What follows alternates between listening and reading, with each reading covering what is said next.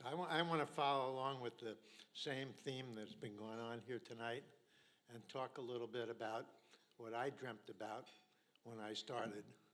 And when I went to high school, it was right around the time that Sputnik was getting close to be launched.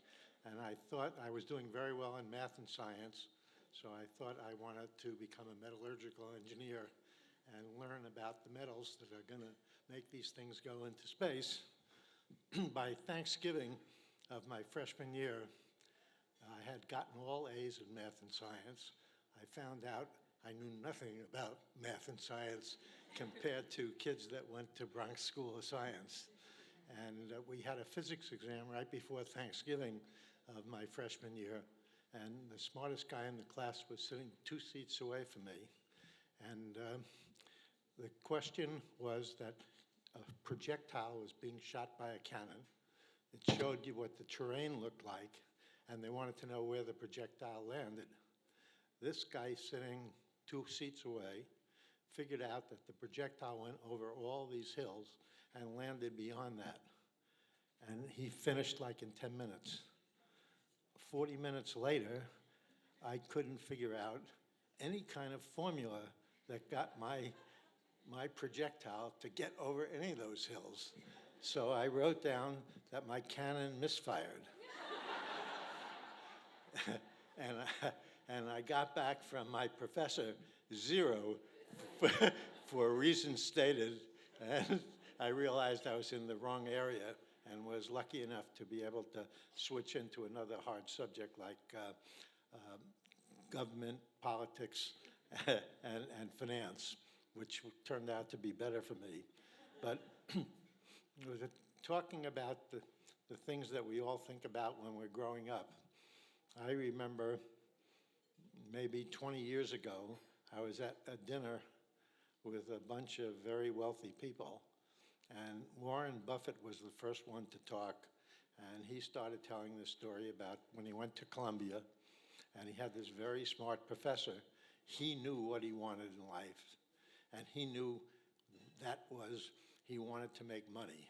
He really wanted to make money, and he talked and he talked and he talked, and I couldn't wait for him to finish, but finally he finished, and I said, "Yeah, Warren, my wife and I lived a very different life and had very different thoughts than you. We really looked to create goals in our life and realistic goals. So our first goal together was to save up enough money to buy a deep fryer." And when we did that, then I tried to talk Joan in using the oil over and over again.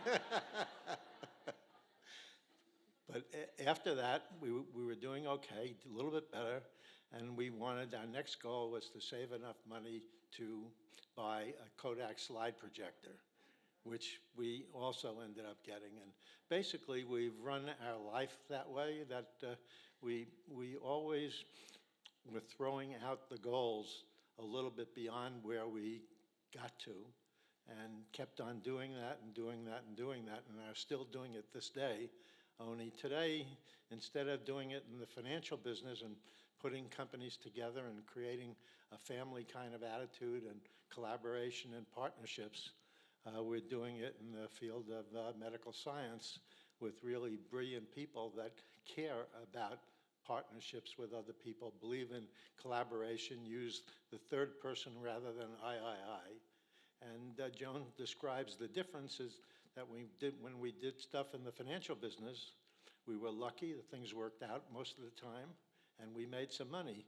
Now you're doing, the same thing, except you pay to play.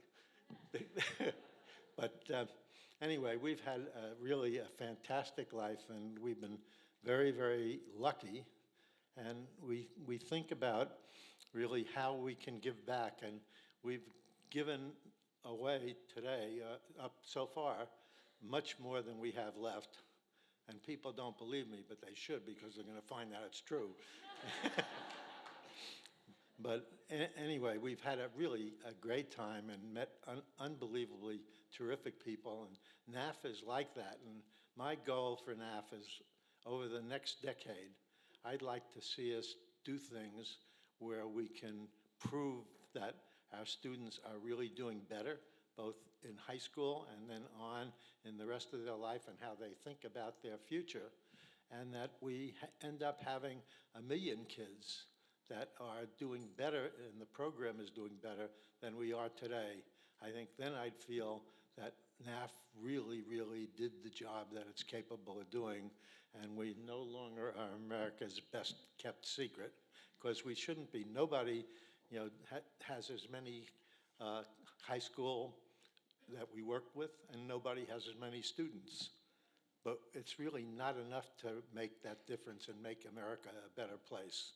And as we think about the future, we need people that know how to collaborate, understand that we got to get along with all different types of people, that it takes, this world is made up of many different kinds of cultures. And it's very important to relate to all of those cultures and not expect everybody to be exactly like us, because all you have to do is read the paper every morning, and being just like us is not always so good. But philosophically, I wake up every morning as an optimist. I don't always go to bed as an optimist, but the next morning I'm an optimist again, and it's a much better way to live. I mean, people like to believe and follow people that like to see things happen. They don't like to follow people that everything is bad. So even though it's not completely dark yet, so I'm still an optimist. So, so really, God bless you all, and you've made a difference to my whole family, and especially to Joan and I and our son, who's on the board of NAF. And we really, really enjoy the young people that we've had the pleasure to meet and work with in their lives. And and there are several of them, like Jackie, that have done really fantastic. And she is really a winner, and it's so much fun. So really, God bless you all, and let's work together to really do a job that's good for yourself, good for your family, and good for the communities that you work in, and help build the organization that you're working in better. And God bless you all for what you do, and hopefully you all stay committed to NAF and have a whole bunch more $10,000 gifts. So, thank you very much. And stay here. You stay here. We're going to ask all the students to come up here, because we're going to have a little birthday celebration, because this wouldn't be a birthday party without a cake. Sure. So you come over here. Where all the students come on up. And I think everyone can also sing along to this song that we know.